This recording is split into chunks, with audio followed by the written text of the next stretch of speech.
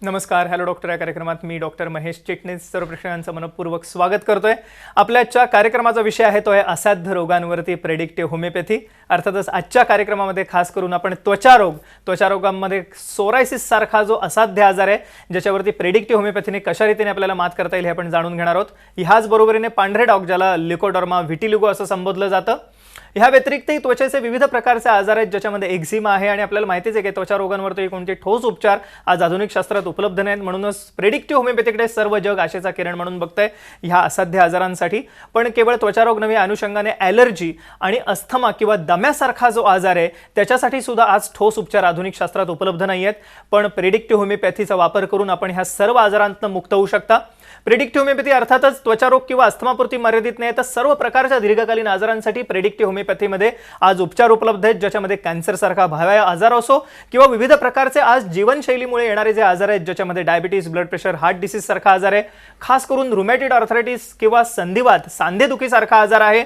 या व्यतिरिक्त मानपाठ, कंबरदुखी, स्लिप डिस्क सायटिका सारखे आजार आहेत, पोट विकार आहेत, ॲसिडिटी, बद्धकोष्ठता आहे। तर आपण आजच्या कार्यक्रमामध्ये खास करून विविध प्रकारच्या दीर्घकालीन आजारांवरती असणाऱ्या ह्या उपचारांची जाणीव घेणार आहोतच। पण प्रेडिक्टिव्ह होमिओपॅथीमध्ये खास करून मेंदूचे आजार आणि मतिमंदतेवरती सुद्धा उपचार उपलब्ध आहेत, ज्याच्यामध्ये एक मोठा स्पेक्ट्रम आहे। लहान मुलांच्या मेंदूच्या आजारांचा, ऑटिझम सारखा आजार आहे, सेरेब्रल पाल्सी सारखा, मध्ये पार्किन्सन दिसतो आपल्याला, पॅरालिसिसच्या अनुषंगाने येणारी जी विकलांगता आहे, ह्या सर्व आजारांवरती आपल्याला प्रेडिक्टिव्ह उपचारांनी मात करता येणं शक्य आहे। अर्थातच ही मात कशी करता येईल आपल्याला हे जाणून घेण्यासाठी प्रेडिक्टिव्ह होमिओपॅथीचे डायरेक्टर असणारे डॉक्टर अमरीश विजयकर आपल्या आजच्या कार्यक्रमात सहभागी झालेत। तर मी आपली सर्वप्रथम ओळख करून देतोय डॉक्टर अमरीश विजयकर यांची। नमस्कार सर। नमस्कार। डॉक्टर अमरीश विजयकर हे प्रेडिक्टिव्ह होमिओपॅथीच्या माध्यमातून आज संपूर्ण महाराष्ट्रभर आरोग्य सेवा देत आहेत। मला आवर्जून सांगावंसं वाटतं की त्यांनी होमिओपॅथीमधली MD पदवी संपादन केल्यानंतर खास करून PhD म्हणजे डॉक्टरेट सुद्धा संपादन केलेलं आहे। आंतरराष्ट्रीय स्तरावरती डॉक्टर अमरीश विजयकर आज कार्यरत आहेत। विविध देशामध्ये, परदेशामध्ये, खास करून युरोपमध्ये प्रेडिक्टिव्ह होमिओपॅथी या ठिकाणी मान्यता पावलेली आहे आणि ह्याच अनुषंगाने हे प्रेडिक्टिव्ह होमिओपॅथीचा प्रचार आणि प्रसार जगभर व्हावा ह्यासाठी विशेष करून शिबिरांचं आयोजन करण्यात येतं, ज्यामध्ये विदेशातील स्टुडंट्स हे येत असतात। 2000हून अधिक स्टुडंट्सना आजपर्यंत डॉक्टर अमरीश विजयकर यांनी मार्गदर्शन केलेलं आहे आणि ह्या व्यतिरिक्त प्रेडिक्टिव्ह होमिओपॅथीमध्ये खास करून होमिओपॅथीच्या डॉक्टरांना प्रशिक्षण उपलब्ध आहे, ज्याचा आपण लाभ घेऊ शकता। अर्थातच ह्या सर्व उपचारांविषयी मार्गदर्शन घेण्यासाठी, लाभ घेण्यासाठी आपल्याला फोन करायचा आहे पुढील नंबरवरती, जे आपण स्क्रीनवरती संपर्कासाठी नंबर बघतात। हे प्रेडिक्टिव्ह होमिओपॅथीचे खास हेल्पलाईन नंबर आहेत। पुढील 1 महिन्यासाठी सवलतीच्या दरात या ठिकाणी सल्ला उपलब्ध आहे, ज्याचा आपण जरूर लाभ घ्या। पहिला आहे तो लँडलाईन नंबर आहे 61360000, ज्याच्या मागे STD कोड 022 लावायचा आहे आणि ह्या व्यतिरिक्त एक मोबाईल नंबर सुद्धा आहे 9920844136। या नंबरवरती आपण मोबाईलद्वारे संपर्क करू शकता। विविध प्रकारच्या असाध्य आजारांसाठी एकमेव आशेचा किरण मी म्हणेन प्रेडिक्टिव्ह होमिओपॅथी, ज्याच्याविषयी आपण कार्यक्रमात सुरुवातीला डॉक्टर अमरीश विजयकर यांच्याकडनं पुन्हा एकदा जाणून घेऊया। सर, आपण आज संपूर्ण जगभरामध्ये एक मान्यता प्राप्त असं एक संशोधन करून हे प्रेडिक्टिव्ह होमिओपॅथीचे आज उपचार देत आहात। सर्वप्रथम आम्हाला थोडंसं प्रेडिक्टिव्ह होमिओपॅथीविषयी सांगा, कारण मी कार्यक्रमामध्ये डिस्कशन करत असताना आपण म्हणालात की जेनेटिक्सवरती आधारित असं हे निदान आणि संशोधन आणि उपचार आहेत। काय सांगता येईल थोडंसं आम्हाला? एक्झॅक्टली। प्रेडिक्टिव्ह होमिओपॅथीचे संचालक आमचे वडील डॉक्टर प्रफुल्ल विजयकर या क्षेत्रात गेले 40 वर्ष काम करत आहेत। तर त्यांनी एक होमिओपॅथीमध्ये एक रेव्होल्युशन आणलं, कारण होमिओपॅथीला एक राजमान्यता नव्हती आणि जे सायंटिफिक बेस नव्हता आणि लोक नुसतं सिम्पटम्सवर प्रॅक्टिस करत होते। पण त्यांनी सगळे मॉडर्न सायन्सेस म्हणजे जेनेटिक्स म्हणा, बायोकेमिस्ट्री म्हणा, इम्युनॉलॉजी म्हणा, एम्ब्रिओलॉजी म्हणा, या सर्व ह्युमन रिलेटेड सायन्सेसचा अभ्यास करून होमिओपॅथिक फिलॉसॉफीशी मिश्रण केलं आणि ते केल्यानंतर जे आम्ही होमिओपॅथिक औषधं वापरायला लागलो असाध्य रोगांवर, तर रिझल्ट अप्रतिम यायला लागले आणि त्यांनी स्टँडर्डायझेशन आलं, त्यांनी सायंटिफिकनेस आला आणि एक रिझल्ट 100% किंवा ऑलमोस्ट नियर टू 100% येऊ लागले आणि या शास्त्राला आम्ही प्रेडिक्टिव्ह होमिओपॅथी असं म्हणतो। येस, हे आपण प्रेडिक्टिव्ह होमिओपॅथीविषयी आता विवेचन ऐकलं डॉक्टर अमरीश विजयकर यांच्याकडनं की कशा रीतीने डॉक्टर प्रफुल्ल विजयकर यांच्या मार्गदर्शनाखाली प्रेडिक्टिव्ह होमिओपॅथीची स्थापना झाली आणि पुढे वाटचाल आता डॉक्टर अमरीश विजयकर यांच्या मार्गदर्शनाखाली सुरू आहे। संपूर्ण जगभरात मान्यता पावलेलं असं हे शास्त्र आहे आणि जरूर आपण ह्या शास्त्राचा लाभ घ्या आणि त्यासाठी फोन करा पुढील नंबरवरती. सुरुवात आपण त्वचा रोगांपासून करणार आहोत आणि कारण त्वचा रोग हे असाध्य मानले जातात. आधुनिक शास्त्रात फक्त मलम दिलं जातं, तात्पुरतं बरं वाटतं, पुन्हा आजार उफाळून येतो. सोरायसिस सारखा आजार ज्याच्यावरती समजलं जातं की कोणतेही उपचार उपलब्ध नाहीत. आपण एक सोरायसिसचं या ठिकाणी ॲनिमेशन बघूया सुरुवातीला आणि डॉक्टर अमरीश विजयकर आपल्याला सांगतील की कशा रीतीने सोरायसिस सारख्या आजारांमध्ये आपल्याला प्रिडिक्टिव्ह होमिओपॅथीद्वारे मात करता येणं शक्य आहे. सर काय सांगतील आम्हाला? नक्कीच सोरियासिस हे प्रचंड वाढत चालले हल्ली आणि जास्ती करून यंगस्टर्समध्ये हे वाढत चाललेलं आहे. तर बेसिकली तो आजार कसा होतो हे समजणं फार इम्पॉर्टंट आहे की नुसतं त्याला मलम लावून, कारण चामडीचे दोन भाग असतात, एक वरचा असतो आणि खालचा असतो. वरच्याला एपिडर्मिस म्हटलं जाते आणि खालच्याला डर्मिस म्हटलं जाते. तर हा आजार सुरू होतो डर्मिसपासून आणि हळूहळू हळूहळू वरती येऊन त्याचं रूपांतर होते एपिडर्मिसवर आणि त्याला आम्ही एक्टोडम म्हणतो. पण नॉर्मली जे पेशंट आहे ते मिस्टेक कुठे करतात की त्यांना ते फक्त लोकल ॲप्लिकेशन चामडीवर लावत बसतात किंवा लोकल लिजन्सने ॲप्लिकेशन लावत बसतात.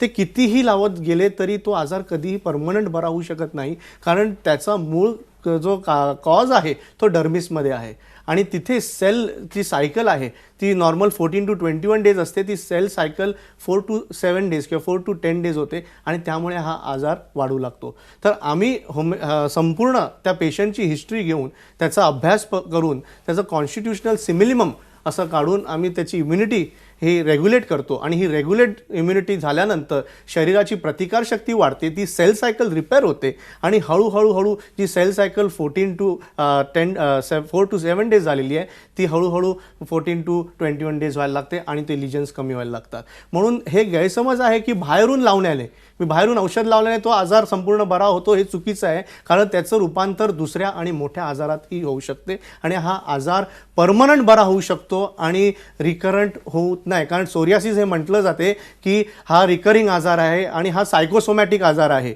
तर सायकोसोमॅटिक म्हणजे साईक म्हणजे माइंड आणि सोमा म्हणजे बॉडी, म्हणजे इमोशन्सनी बॉडीवर जे इफेक्ट होतो त्यांनी हा रिकरंट होऊ लागते. पण होमिओपॅथी आणि प्रेडिक्टिव्ह होमिओपॅथी हे एकमेव शास्त्र आहे ज्याने मानसिक आणि शारीरिक प्रतिकारशक्ती चांगली स्ट्रॉंग होते आणि हा आजार संपूर्ण बरा होऊ शकतो. येस, हे सोरायसिस विषयी आपण काही उदाहरणं बघूया की कशा रीतीने आपण बघितलं सोरायसिस आजार होतो.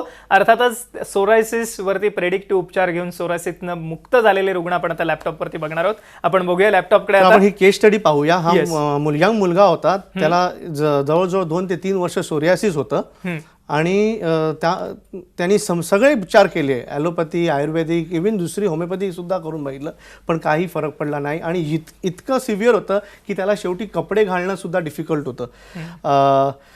सुरू झाली चेहऱ्यापासून हातावर, छातीवर, पायावर आणि संपूर्ण बॉडीवर ते सोरियासिस पसरलं. तर तो आपल्या प्रेडिक्टिव्ह होमिओपॅथी सेंटरला आला, त्याची संपूर्ण आम्ही हिस्ट्री घेतली, त्याची माहिती काढली आणि त्या हिस्ट्रीच्या आधारावर त्याला कॉन्स्टिट्युशनल आम्ही मेडिसिन दिलं आणि हळूहळू हा रोग बरा होत गेला.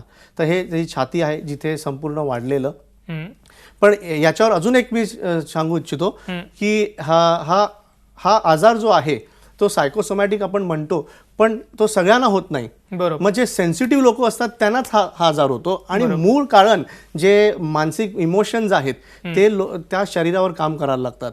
आणि जास्ती करून सोरियासिस पेशंटमध्ये एक आम्हाला आढळले की जिथे सेपरेशनची हिस्ट्री असते, बरोबर, म्हणजे आईपासून सेपरेट झाला, वडिलांपासून झाला, बायकोपासून झाला, कुठे ना कुठे सेपरेशन झालेलं आहे, तर ते सेपरेशनमुळे एक द्रव्य जे मनामधून निर्माण होते ते शरीरावर जाते, शरीरावर काम करते आणि ही सेल सायकल खराब करायला लागते. आणि त्यामुळे आम्ही तो अभ्यास करून त्याला तसं औषध देऊन ते द्रव्य नेगेट करतो आणि हा आजार संपूर्ण बरा होऊ शकतो. आपण पाहत आहेत की कसं त्याचा चेहरा बरा झाला.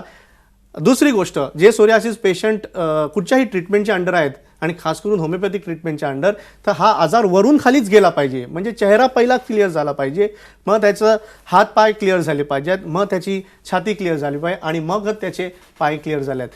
जर हा आजार याप्रमाणे जात असेल तरच तो बरोबर बरा होतो आहे, नाहीतर बरा होत नाही आहे. ह्याला आम्ही सप्रेशन म्हणतो. ह्या आजाराचं रूपांतर दुसऱ्या आजारात होऊ शकते, मोठ्या आजारात होऊ शकते आणि हा आजार जर रूपांतर दुसऱ्या आजारात नाही झालं तर वारंवार हा रोग तुम्हाला त्रास देऊ शकतो. शकतो. पण आपण हे बघितलं कशा रीतीने सोरायसिस मुक्त जीवन या रुग्णाचं झालेलं आहे आणि केवळ एक नव्हे तर हजारो रुग्णांना त्वचा रोगातनं मुक्त केलेलं आहे. खास करून प्रेडिक्टिव्ह होमिओपॅथीने आपण एक पांढरे डाग म्हणजेच लिकोडर्माचं उदाहरण लॅपटॉपवरती आता बघूया की कशा रीतीने लिकोडर्मा ह्या आजारामध्ये सुद्धा ह्यामध्ये कशा रीतीने प्रेडिक्टिव्ह होमिओपॅथी काम करते. आपण लॅपटॉपकडे जाऊया. काय सांगता येईल? हे गृहस्थ होते ज्यांचं वय 50च्या वरती होतं, ते आपल्याकडे आले आणि त्यांना सुद्धा हे लिकोडर्मा किंवा विटिलिगो. आता ह्या आजारात काय होते की जनरली हळूहळू हायपोपिगमेंटेशन करून सुरुवात होते आणि तो स्पॉट वाढत जाऊन तो संपूर्ण चेहऱ्यावर, हातावर, पायावर सगळ्या ठिकाणी पसरू शकतो. आता ह्याचं पण जी फिजिओलॉजी आहे किंवा काम करण्याची जी हे आहे ती तशीच आहे की पिगमेंटेशन स्किनच्या खालच्या बाजूनी येते, पण ह्याचं रूपांतर वरच्या बाजूला होते. त्याचं कनेक्शन आपल्या पिट्युटरीशी आहे.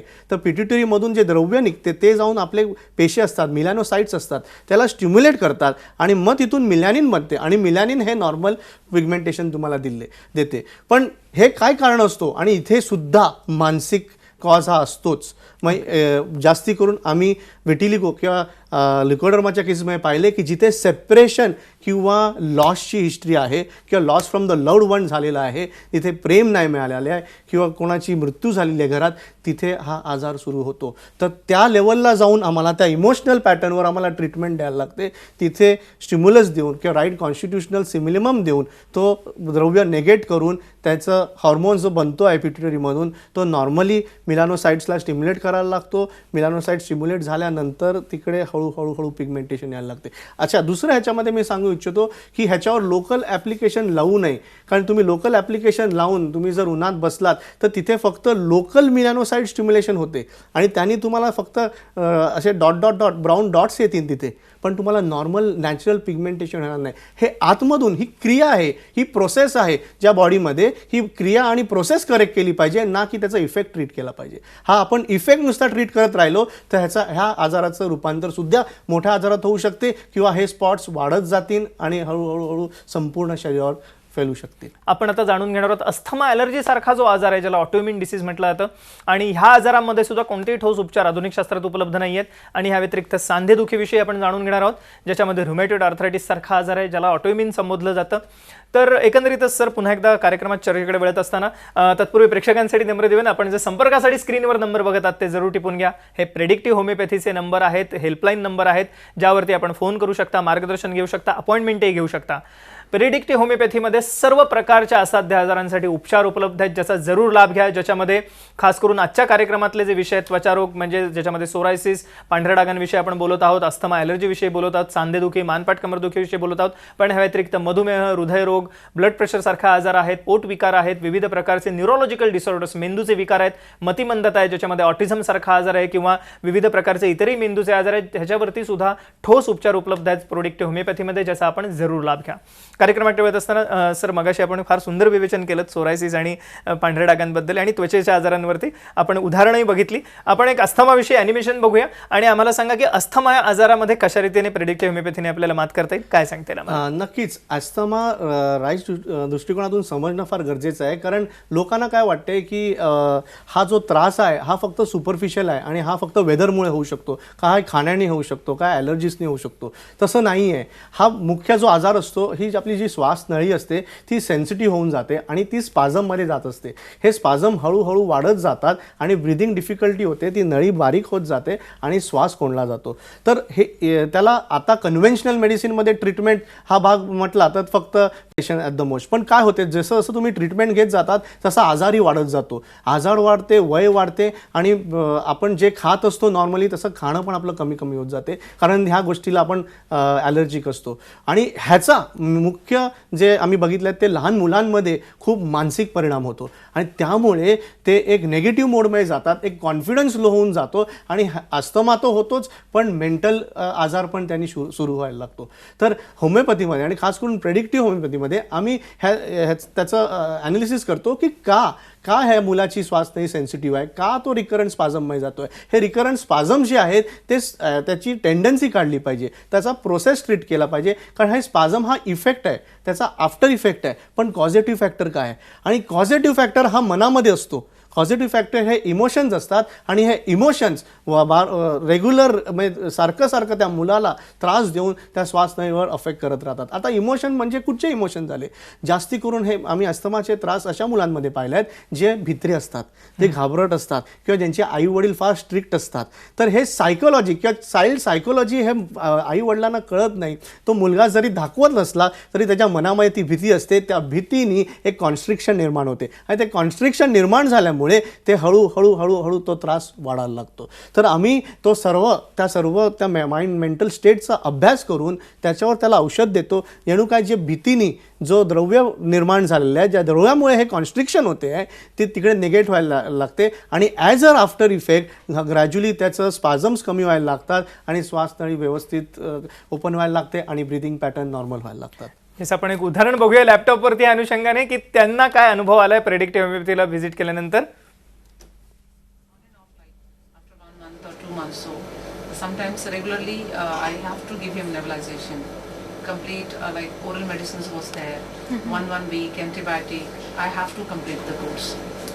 So it was in a very bad shape. And now after medication? Yeah, definitely. I found it excellent. Like this is the first time in 8 to 9 years when it's been from January till June. I have not used it for a single time nebulization. And later on I found he started playing whatever like other activities, sports and everything, which he was not supposed to be. Like football was not allowed because of the dust allergy, the way he was having. So he was not. Then sometimes even swimming I have to avoid. But now he started doing each and everything. Like all the activities he's participating properly. And I'm very much happy. Like there was a restrictions for don't to eat this, don't eat that. That nothing is there now. And that confidence he got himself. He's finding, he's so comfortable now, on and off, which he was getting that breathlessness. Like this, the symptoms, that is not there. So he is very much comfortable and the very positive attitudes in by nature also. ह्या व्यतिरिक्त एक असाध्य आजार दमा, asthma ज्याला संबोधला जातं, ब्रॉन्कायटिसही संबोधला जातं, विविध नावांनी संबोधला जाणारा हा श्वसन विकार आहे ज्याच्यावरती आपल्याला प्रेडिक्टिव्ह होमिओपॅथीने मात करता येईल. एक आशेचा किरण आहे प्रेडिक्टिव्ह होमिओपॅथी सर्व प्रकारच्या असाध्य आजारांसाठी, दीर्घकालीन आजारांसाठी, ज्याच्यामध्ये विविध प्रकारचे आजार आहेत. पोट विकार आहेत, ॲसिडिटी, बद्धकोष्ठता आहे, त्याचप्रमाणे हृदयविकार किंवा ब्लड प्रेशर किंवा मधुमेहासारखा आजार आहे, न्यूरोलॉजिकल डिसऑर्डर्स, मेंदूचे विविध आजार आहेत, मतिमंदतेसारखा आजार आहे. याच व्यतिरिक्त सांधेदुखी, मानपाट, कंबरदुखी सारखे आजार आहेत. श्वसन विकारांविषयी आपण जाणून घेतलं, त्वचारोगांविषयी जाणून घेतलं. तर आता कार्यक्रमामध्ये खास करून आपण सांधेदुखीवरती असणाऱ्या उपचारांविषयी जाणून घेणार आहोत डॉक्टर अमरीश विजयकर यांच्याकडनं. सर, पुन्हा एकदा कार्यक्रमाकडे वळत असताना अर्थातच आपण विविध प्रकारच्या आजारांविषयी बोलत आहोत, त्याच्यामध्ये खास करून त्वचारोग आणि अस्थमा ॲलर्जीविषयी आपण मगाशी जाणून घेतलं होतं.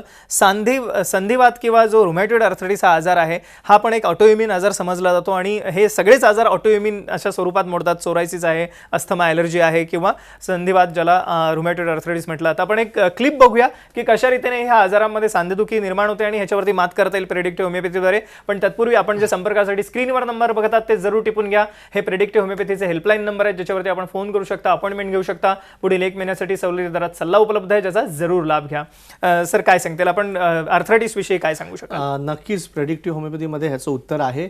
पण ह्याची सुरुवात ऑलवेज नॉर्मल आर्थरायटिसनी होते, पण हळूहळू जे पेन आणि स्वेलिंग वाढत जाते आणि ह्याचं रूपांतर मग ऑटो इम्युनिटीमध्ये होते. जेव्हा ही ऑटो इम्युन व्हायला लागते तेव्हा सगळे सांधे खलास व्हायला लागतात आणि हळूहळू पेन्स वाढतात, तीव्रता वाढते आणि पेशंट एकदम क्रिपल होऊन जातो. आता इथे चुकी पेशंट्स कुठे करतायत की फक्त अँटी इन्फ्लमेटरी घेत आहेत किंवा पेन किलर घेत आहेत की ते फक्त पेन दाबून ठेवत आहेत.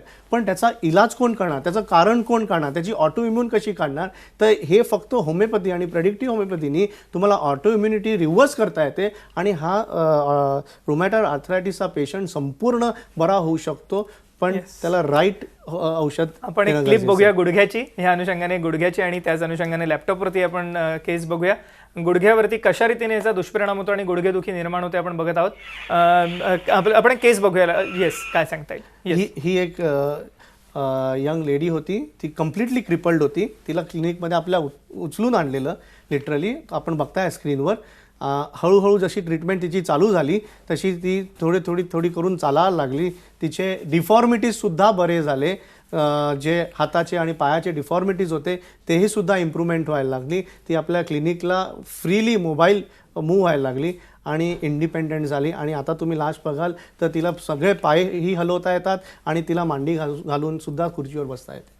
येस, आपण हे बघितलं की कशा रीतीने लॅपटॉपवरती बघितलं की जी क्रिपल्ड एक लेडी आहे, जिला सांधेदुखीचा त्रास होता, गुडघेदुखीचा त्रास होता आणि ती गुडघेदुखीच्या त्रासातून मुक्त झालेली आहे. आपण हे विविध प्रकारच्या आजारांविषयी जाणून घेतलं. जाता आता प्रेक्षकांना आपल्याला काय सल्ला द्यायला मी आवडेल? एकच सांगेन प्रेक्षकांना की निराश होऊ नका, हताश होऊ नका आणि ज्याच्या घरी हे आजार वाढत चाललेले आहेत तो एक प्रश्न बनून राहिलेला आहे प्रेक्षकांसाठी. तर या प्रश्नाचं उत्तर तुम्हाला फक्त प्रेडिक्टिव्ह होमिओपॅथीकडे मिळेल, तर तिथेच तुम्ही जरूर वळा. येस, प्रेडिक्टिव्ह होमिओपॅथी सर्व असाध्य आजारांसाठी मी म्हणेन एक आशेचा किरण आहे आणि जरूर प्रेडिक्टिव्ह होमिओपॅथीचा आपण लाभ घ्या. पण त्यासाठी फोन करा पुढील नंबरवरती, आपण स्क्रीनवरती बघत आहात. हे प्रेडिक्टिव्ह होमिओपॅथीचे हेल्पलाईन नंबर आहेत. पहिला नंबर आहे तो आहे 61360000. दुसरा नंबर आहे 9920844136 आणि या दोन्ही नंबरवरती आपण फोन करून अपॉइंटमेंट घेऊ शकता. या ठिकाणी पुढील 1 महिन्यासाठी सवलतीच्या दरात सल्ला उपलब्ध आहे, ज्याचा आपण जरूर लाभ घ्या. डॉक्टर अमरीश विजयकर, आपण आमच्या आजच्या कार्यक्रमात सहभागी झालात आणि एक अमूल्य मार्गदर्शन सर्वेक्षणा केलं, त्याबद्दल मनपूर्वक आभार. धन्यवाद. झी 24 तास रहा एक पाऊल पुढे.